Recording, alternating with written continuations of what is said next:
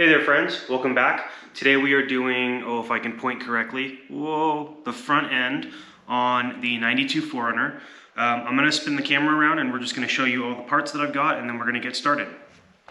Okay, over here from left to right, we've got shocks. We have all of the inner and outer tie rods. We have the tie rod connecting joints. We have the these are the sway bar end links. We have the upper ball joints and we have the lower ball joints. So we're basically going to be doing the full front end here minus the CVs. So all that I've done so far is on the other side, I have blocked off the rear tire so we can jack up the front end, and we are getting ready to take this right here off and get started. So I'm going to pop the wheel off and I'll show you the guts of the front end. Okay, here's a good look at the meat that we are going to get at today. Obviously here is the hub, the caliper, the rotor. Up here, this is that connecting rod. There's your outer tie rod, there's your inner tie rod. Upper control arm, which we're not touching aside from to take off this upper ball joint, which is right here at the top of this knuckle. And then right there, that shaft is the CV. This is the shock. And then lower control arm is, down here on the bottom. And then where that lower control arm connects, if I can show you, there's that lower ball joint. So those are the pieces that we're working with today, along with that sway bar end link. And that's what we got going on. So I'm going to start knocking things apart and taking things off, and I will show you the progress as we make some.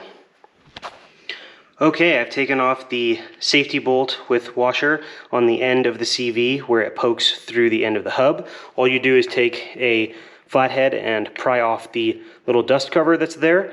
And then I've zipped off all of the 12mm bolts that go around the hub assembly itself. They're actually a 3-piece set. So you've got the little nut, you have a washer, and then you have these little half-moon cone style washers, and they're going to keep this hub nice and snug, this cover nice and snug up against that hub. So I'm just going to pop that off, and then we should have access to just freely move the lock nut that's in there, and then I should be able to zip this off, zip the bottom one off, and knock this this outer tie rod nut off, and then we should be able to just pop the hub right off. Okay, so I knocked off the outer tie rod from this piece. This piece is actually where the steering connects to the hub. So this piece is just held on with these 19mm bolts. There's two of them, one there and one right here at the end of my finger. And that's also how the brake line connects to the hub. So knock this off, and then I can take this whole steering bar off, and then I can take off the bolts, one there and one more below it, to get the hub off, to get the caliper off, and I'll just hang the caliper right here on the sway bar, and then the hub is obviously free, held on only by the lock nut and then the upper and lower ball joints. So I'm gonna go ahead and keep plugging away at this. Sorry if I sound labored breath. These bolts right here were on way tight. Look at that, old Loctite. 1992, baby! Okay, kind of hard to show you, but there's a small lip that runs around the outside edge of my caliper, of my rotor. So it was far easier to take the pads out of my caliper. And then of course I hung it up there on the torsion bar so it wouldn't hang so low. Now notably on this vehicle, so this is a 92 4runner, so this goes for the 2nd gen 4runners and the 3rd gen Hilux pickups. That would be 89 to 95. The torsion bar is on the upper control arm. Now, if you have a Nissan D21 or a Pathfinder, not that you'd be watching this particular video, but they're on the lower control arm. Just food for thought. But now I have free access to my hub, where I've been inspecting my CV, and I don't see any cracks or anything. So, looks good to me. I'm going to clean up these nuts so that I can actually get a wrench on there, and then we're going to start popping this off, getting these little half-moon things out of there, and then we're going to take the hub off. So I'll catch up with you guys in a few minutes. Okay, when you get all of those little cone pieces out of the way, this is what you can expect to see underneath that plate. And then there is the wheel lock nut. Now it has a little retaining washer on top of it, and then You can see here is the nut, and the rest of that is of course the CB and the hub. So I'll go ahead and knock that nut off, and then we will start to get this thing out of here. Well friends, we're going to reconvene at a later date because this nut size is a 54 millimeter, and I thought that I had one, but I must have let it go with my 94 pickup. So I'm going to leave this exactly as it is right now, and I'm going to go order a 54, and then I will be back in a sec. The 54 that I order, I will put in the description below. So anyways, I'll check in with you guys in, well, for you it's going to be a couple seconds, but for me it'll be a couple days. So peace out, and I'll see you then. All right, through the use of movie magic, we now have our large, very large socket head with a kit that comes with some new lock nuts and the spacers. So anyways, we're gonna start taking this thing apart, get back to it, and I will check in with you guys in a little bit. Okay, as you can see, we went ahead and got those lock nuts and washer off. And if I go from the top, you can see now, see that? See how the CV is free in the hub? You can actually see the wheel bearing right in there with some grease around it. And then from this angle, if I show you, see how that CV is now separating from the hub? So we know that we're good there. The only thing holding this hub on now is the upper and lower ball joints. So we're gonna go ahead and unbolt and slip the whole hub off. So check in a couple minutes. Okay, so I went ahead and slid the wheel bearing out because it was in a bad spot, because I didn't want this to crush it as I'm moving it out. But I've zipped off all of the nuts and washers on the top, and I've zipped out the bolts on the bottom and separated the lower ball joint, which I'm gonna leave on the lower control arm. So the only thing keeping this together is tension from the torsion bar. So I'm gonna take the floor jack, I'm gonna put a block of wood under this spot right here, lift it up, release the tension, and slide the hub off. So I did not realize that the brake section is actually separate from the hub itself. So once you undo your lock nut, you can go ahead and slide your rotor off, and then there's the CV, and then here's the hub. Now, like I said, I just unbolted it, so the upper ball joint is still on there, and then the lower ball joint is mounted to the lower control arm. I've cut this piece that goes to the sway bar. This is the sway bar end link. And then I've taken the nut off of the top of the shock so that I can get more clearance. So what I'm gonna do is replace this end link when we're all said and done. I will put the new shock in place, but not bolt it down yet, because I did want some of that extra clearance.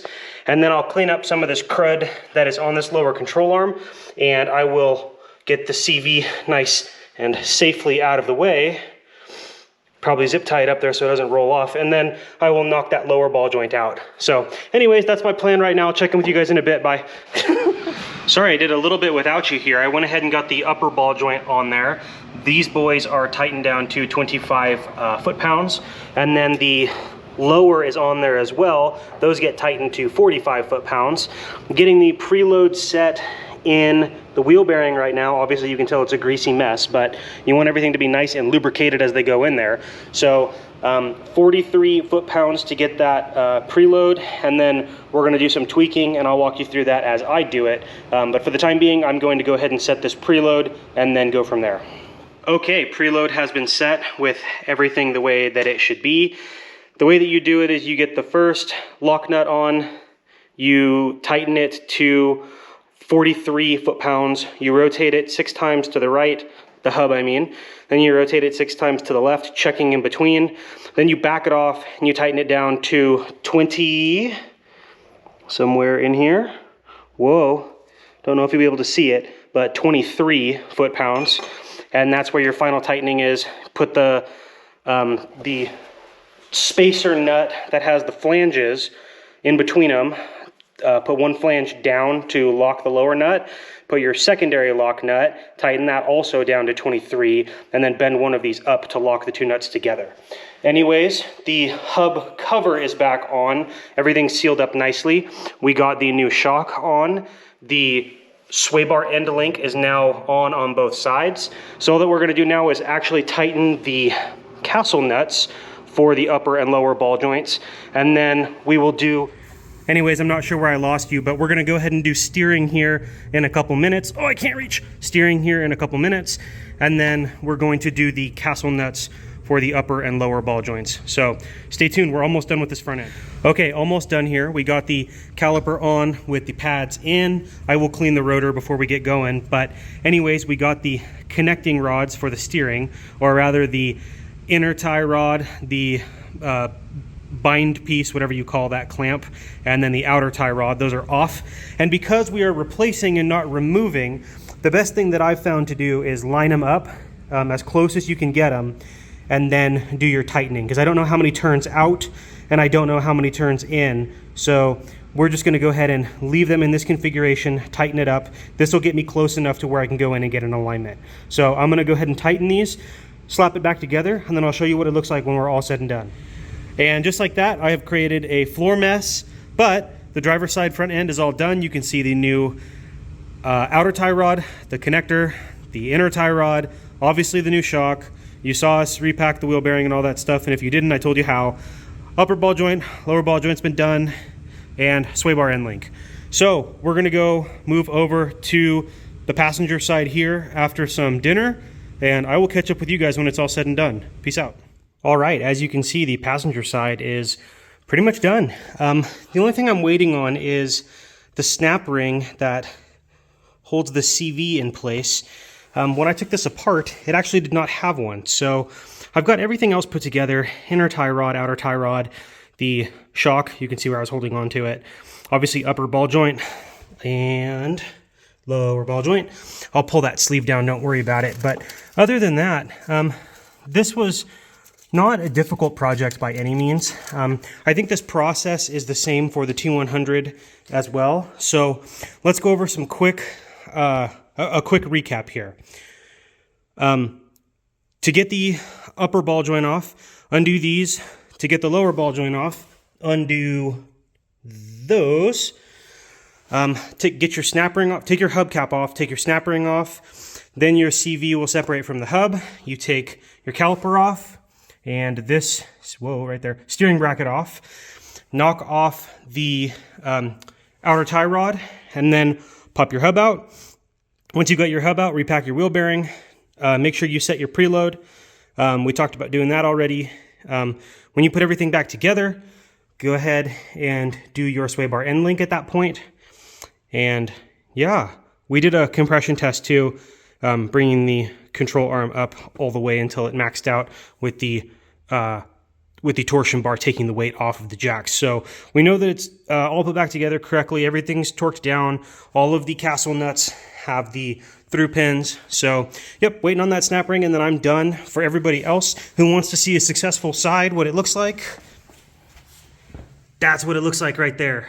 Nice and clean, except for that little bit of dirt that I need to spray off, but it's below freezing, so it will freeze if I do that now. So anyways, that's what you're looking at.